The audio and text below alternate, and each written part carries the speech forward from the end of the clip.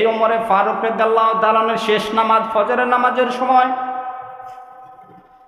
নামাজে দাঁড়িয়েছেন, নামাজের রাকাত শুরু, তেলাওয়াত শুরু হয়ে গেছে। একজন ইহুদি ছিলেন, ওই মাজুসী অগ্নিপূজক, নিজে খঞ্জন নিয়েছেন, পেটের উপরে ৬ থেকে ৭টা ঘা দিয়েছেন নামাজরত অবস্থা। ওমরে ফারুক রাদিয়াল্লাহু তাআলা আনহুর পেটের যে পাকিস্তানে কেটে গেছে, মসজিদে নববী রক্তাক্ত হয়ে গেছে, তারপরে নামাজ ছাড়েন নাই। সাহাবায়ে কেরাম যারা আছেন তাকে ধরে বাহিরে নিয়ে চলে গেছে। ওমরে ফারুক বেহুশ, যখন হুঁশ ফিরেছেন, হুঁশ ফেরার পরে ওমরে ফারুকের প্রথম কথাই ছিল, আত্তা আদাইতা সালাতা, তোমরা কি ওই দিনের নামাজটা পরিপূর্ণ আদায় করেছিলে কিনা? ওই দিনের নামাজ পরিপূর্ণ আদায় করেছিলেন? বলতেছে হ্যাঁ, আমরা করেছিলাম।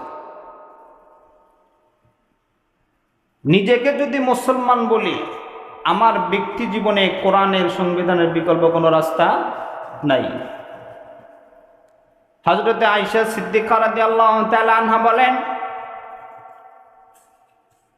মাখজুম গোত্রের ভিতরে একজন মহিলা মদিনার ভিতরে ধরা পড়ল, চুরি করেছেন। তার হাত কাটবেন কিনা সন্দেহের ভিতরে আছেন।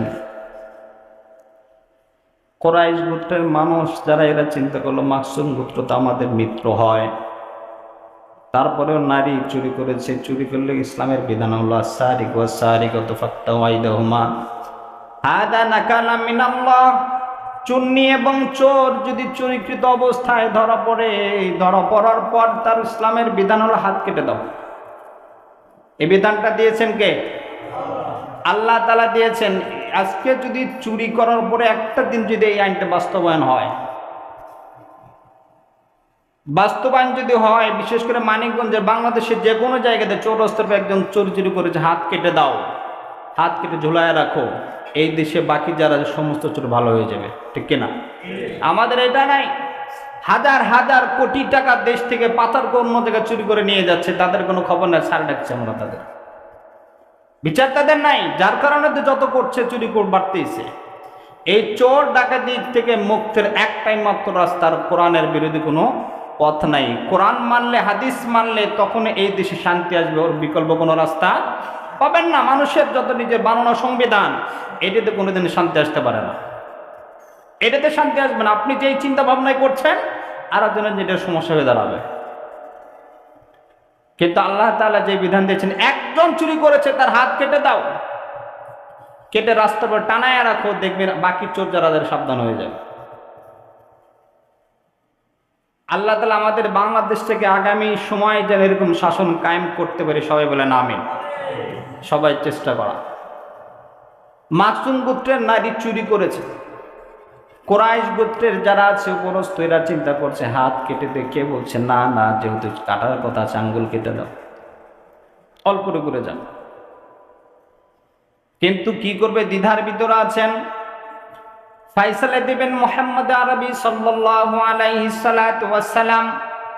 কিন্তু চুরি করলে হাত কাটার বিধান তো আল্লাহ তাআলার, আল্লাহর পয়গম্বরের কাছে সুপারিশ কে করবেন? সাহাবায়ে কেরাম যারা আছেন, কারো সাহস নেই আল্লাহর পয়গম্বরের কাছে সুপারিশ করার ব্যাপারে।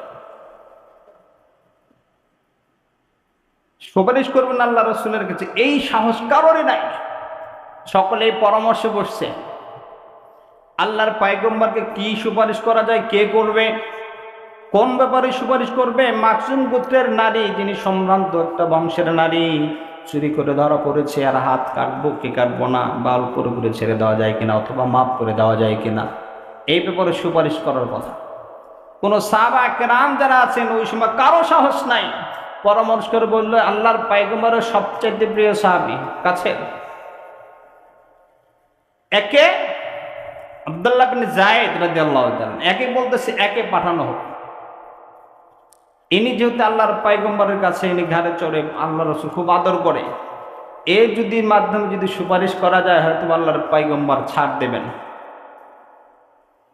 আল্লাহর পয়গম্বর মসজিদে নববীতে উপস্থিত। যায়েদ বলতেছে, ইয়া রাসূলুল্লাহ, ইয়া হাবিবাল্লাহ, মাখজুম গোত্রের নারী চুরিকৃত অবস্থায় ধরা পড়ছে, বিধান হলো হাত কেটে দেওয়া, তাকে একটু মাফ করে দেওয়া যায় কিনা? আল্লাহর পয়গম্বরের চেহারা হাদিসের ভাষায় তখন আল্লাহ রাসূল বলতেছিলেন, আতাশফানি, আমাকে কি সুপারিশ করতেছো, হাদ্দাম মিন হুদুদিল্লাহ, এমন একটা বিধানের ব্যাপারে যেই বিধানটা আমার মালিক দুনিয়ার জমিনে বাস্তবায়ন করে দিয়েছেন। সুবহানাল্লাহ।